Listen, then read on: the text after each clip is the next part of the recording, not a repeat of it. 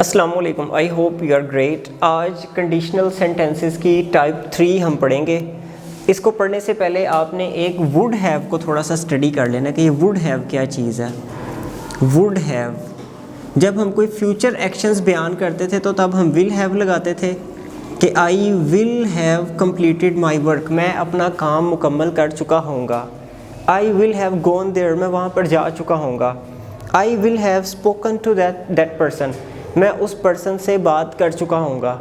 I will have eaten food, मैं खाना खा चुका होऊंगा एक ख़ास टाइम से पहले, यानी कि मेहमानों के आने से पहले मैं खाना खा चुका होऊंगा।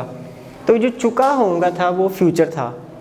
लेकिन हमने ये भी स्टडी किया कि जो वुड होता है ये विल का पास्ट होता है, यानी कि अगर हम माजी में किसी फ्यूचर की बात करना चाहें तो हम वुड लगा सकते हैं। जैसे मैं कहता हूँ कि मैंने 1980 में सोचा कि मैं ये करूँगा, तो I thought I would do it. तो वुड विल का क्या था? पास्ट था। तो जब हम वुड हैव यूज़ करेंगे तो समझ लें कि माजी में कोई काम मुकम्मल होने की तरफ हम इशारा कर रहे हैं। I thought I would have gone, मैंने सोचा कि मैं जा चुका हूँगा, यानी कि उस टाइम स्पैम में, यानी कि 2000 से पहले मैं जा चुका हूँगा। तो ये एक फ्यूचर एक्शन है लेकिन है ये पास्ट में। अभी हम इसको कंडीशन में जोड़ते हैं। If I had gone there, अगर मैं वहाँ पर गया होता, यानी कि अगर मैं वहाँ पर जा चुका होता, यानी कि अगर मैं वहाँ पर जा चुका था। If I had gone there, अगर मैं वहाँ पर जा चुका था या जा चुका होता। I would have met that person, तो मैं उस शख्स को मिल चुका होता, यानी कि अगर मैं वहाँ पर जा चुका होता तो मैं उस शख्स को मिल चुका होता। तो ये बड़ा ही एक आसान कंडीशन है जो कि पहले वाली से ज़्यादा आसान है। वो कहते हैं ख्याल में हम कैसे कहेंगे कि जी अगर मैं वहाँ गया तो मैं ये करूँगा। If I went there I would do it. तो यहाँ पे तो मुकम्मल होने की कंडीशंस है कि अगर किया होता, यानी कि अगर मैं जा चुका होता तो मैं ये कर चुका होता। तो ये जो वुड है ये तो था विल का पास्ट, राइट। तो कैन का पास्ट फिर क्या होता है? कुड। तो यहाँ पे फिर आप कुड हैव भी लगा सकते हैं। I could have met that person, हो सकता था कि मैं उस शख्स से मिल चुका होता, यानी कि पॉसिबिलिटी भी आ गई और माजी में कंप्लीटेड एक्शन भी आ गया। तो इस एक और हम करते हैं। तो माइट भी लग सकता है, मे का माइट लग गया। I might have met that person, शायद मैं उस शख्स से मिल चुका होता अगर मैं वहाँ पर गया होता, यानी कि अगर मैं वहाँ पर जा चुका होता तो मैं उस शख्स से मिल चुका होता। बड़ा ही आसान हो गया।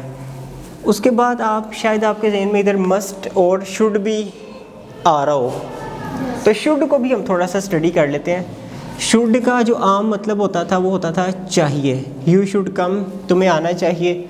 यू शुड गो, तुम्हें जाना चाहिए। तो जब हम इसके साथ हैव लगाते थे तो इसका मतलब बन जाता था कि तुम्हें आना चाहिए था, तुम्हें जाना चाहिए था। माजी हो जाता है, यानी कि माजी में आपकी एक चाहत आ जाती है। You shouldn't have done that, तुम्हें ये नहीं करना चाहिए था। तो अब नहीं करना चाहिए था, इसको आप कंडीशन में लगा के देखें कि ये फिट आता है इधर।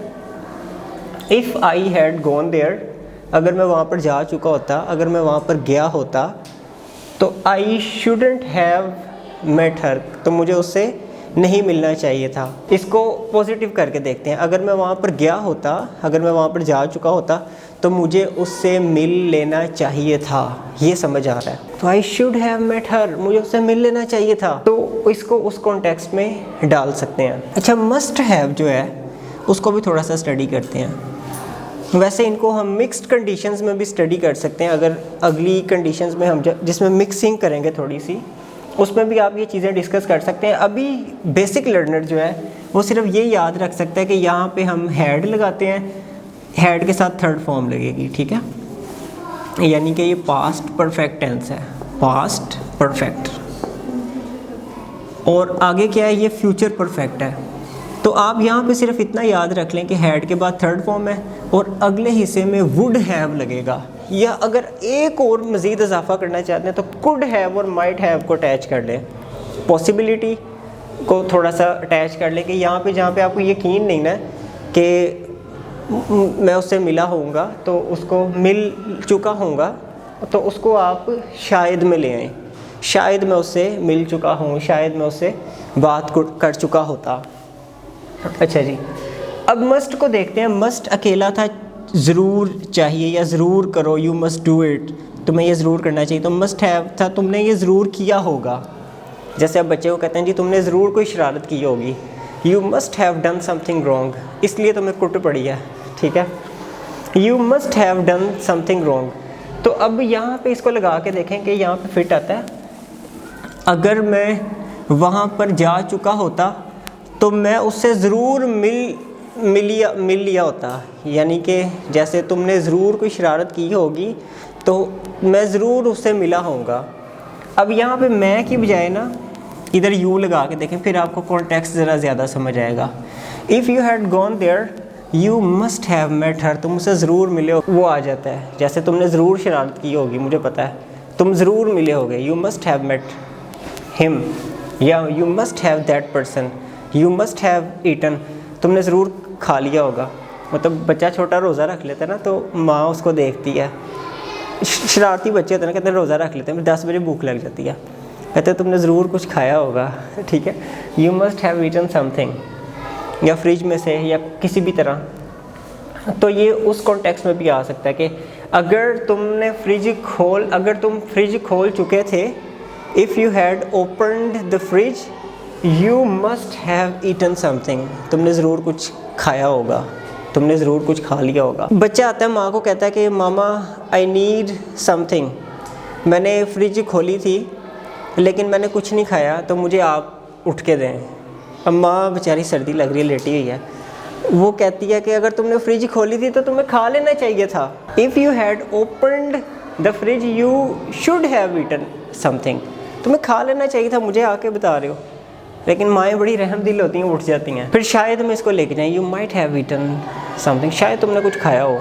वो कहता है no I have not eaten anything, मैंने कुछ नहीं खाया। फिर कैन भी उसी में कुड आ जाएगा, उसी में कैन नहीं आएगा ना, क्योंकि हम पास्ट अभी फिट कर रहे हैं यहाँ पे। तो ये एक कॉन्टेक्स्ट हमें समझ आ गया है। हम इसको मज़ीद कुछ एग्जांपल्स इसकी डिस्कस करते हैं ताकि बात हमें समझ आ सके। एक और कॉन्टेक्स्ट में इसको अंडरस्टैंड करने की कोशिश करते हैं। If you had read that book, if you had read, read की थर्ड फॉर्म रेड है। If you had read that book, अगर तुम वो बुक पढ़ चुके थे, ठीक है, यानी कि अगर तुमने वो बुक पढ़ ली थी, पास्ट परफेक्ट है, उसका जो है कंप्लीटेड एक्शन है। If you had read that book, अगर तुमने वो पढ़ ली थी, you would have solved that question, अगर तुमने वो किताब पढ़ ली थी तो तुम वो सवाल हल कर चुके होगे। ठीक है, इजी है। दोबारा इसको अंडरस्टैंड करें। If you had read that book you would have solved that question. ये वुड हैव सॉल्व्ड जो है ये फ्यूचर परफेक्ट आ गया, और हैड रेड ये पास्ट परफेक्ट आ गया। तो मैंने ये अर्ज़ किया कि वुड की जगह पे हम कैन का पास्ट कुड लगा सकते हैं। अब इस कुड को लगा के ज़रा इसकी सिचुएशन समझने की कोशिश कीजिए। कुड, इसमें बंदे को यकीन नहीं रहा, कोई पॉसिबिलिटी आ गई है। You could have solved that question, हो सकता था तुम उसको हल कर चुके होते, यानी कि फ्यूचर नुमा, यानी कि फ्यूचर नुमा पास्ट है, इनकी पॉसिबिलिटी है। आप एक अपनी तरफ से प्रिडिक्ट कर रहे हैं कि तुम हो सकता था तुमने हल कर लिया हो। अच्छा, इसी तरह माइट भी यहाँ पे आ जाएगा, लेकिन कन्फ्यूजन आपको कहाँ पे आ रही है, शुड और मस्ट में। क्या क्वेश्चन था आपका? कि शुड हैव में जब हम यूज़ करते हैं तो हम कहते हैं कि मुझे ये करना चाहिए था। ओके। मस्ट हैव वाला तो हम कहते हैं कि मैं ज़रूर ये कर चुका हूँगा या मुझे ये कर लेना। वो गा और था में कन्फ्यूजन। ठीक है, ये देखें, शुड जो है ये शुड हैव, ये शुड का पास्ट है, यानी कि मुझे कर लेना चाहिए था। हम आम तौर पे इसको मस्ट को ना ये स्टडी करते हैं कि चाहिए के मानों में करते हैं, तुम्हें ज़रूर चाहिए, लेकिन इसके डिफरेंट कॉन्टेक्स्ट्स हैं। यानी कि ये इस कॉन्टेक्स्ट में भी होता है यू मस्ट डू इट, तुम इसे ज़रूर करो, मस्ट डू इट, इसे ज़रूर करो। आई मस्ट ईट, मैं ये ज़रूर खाता हूँ, खाना चाहिए नहीं, खाता हूँ, मैं ज़रूर खा लेता हूँ। अब एक देखें कि यू हैव डन इट, इसका मुझे मतलब था यू हैव डन इट का तुम कर चुके, तुम कर चुके हो, राइट। अब इसमें मस्ट लगाएं, तुम जरूर कर चुके हो, तुम ज़रूर कर चुके हो, ठीक है, या तुमने ज़रूर किया है। तो ये जो मस्ट है ना, ये एक्चुअली मॉडल वर्ब है, तो ये फ्यूचर के टोन में भी ले जाता है कि तुमने ज़रूर किया होगा, और ये पास्ट का भी फ्यूचर में ले जाता है, यानी कि तुम ज़रूर कर चुके होगे। क्योंकि ये इसको थोड़ा सा मॉडिफाई करें, you will have done it, तुमने इसे ज़रूर, तुम इसे ज़रूर कर चुके होगे। जब इस विल की जगह पे मस्ट लगता है ना, तो उसका थोड़ा सा कॉन्टेक्स्ट चेंज हो जाता है। यानी कि अंग्रेज़ इसको ऐसे यूज़ करता है कि तुमने ज़रूर किया होगा, प्रिडिक्ट करता है, उसमें प्रिडिक्शन करता है। अच्छा जी, अब यहाँ पे हम शुड लगा के देखते हैं। If you had read that book, अगर तुमने वो किताब पढ़ ली थी, पढ़ चुके थे किताब, you should have solve that question, तुम्हें वो क्वेश्चन सॉल्व कर लेना चाहिए था। Why did you leave it, क्यों छोड़ा तुमने, इतना इंपॉर्टेंट क्वेश्चन था। You should have solve it, तुम्हें इसे कर लेना चाहिए था। अच्छा, मस्ट में, अच्छा कोई बंदा बड़ा खुशी खुशी से बच्चे को बताता है, ओ अच्छा वो क्वेश्चन आया था, अच्छा तुमने वो किताब अगर पढ़ चुकी थी ना, तो तुमने ज़रूर वो कर लिया होगा।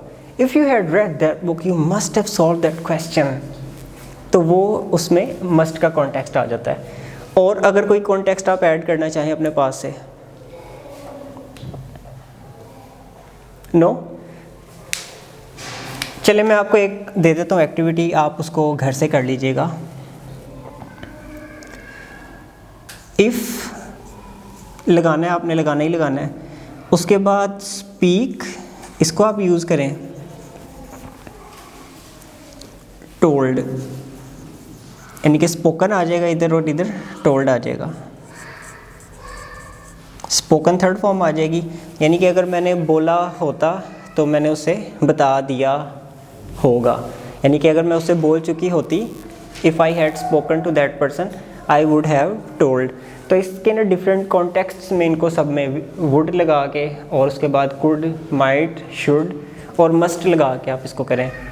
अच्छा, कंडीशंस के नाम और उनकी टाइप की किस्में जानना ये ज़्यादा इम्पोर्टेंट नहीं है। इम्पोर्टेंट क्या है कि जब भी आप कोई स्ट्रक्चर देखें तो आपको उसके कॉन्टेक्स्ट का पता चल जाए और आप उसको डेली लाइफ में यूज़ कर पाएँ, ये हमारा मेन काम है। Thank you very much for watching the video. If you like it, please share with your friends. Take care. Allah Hafiz.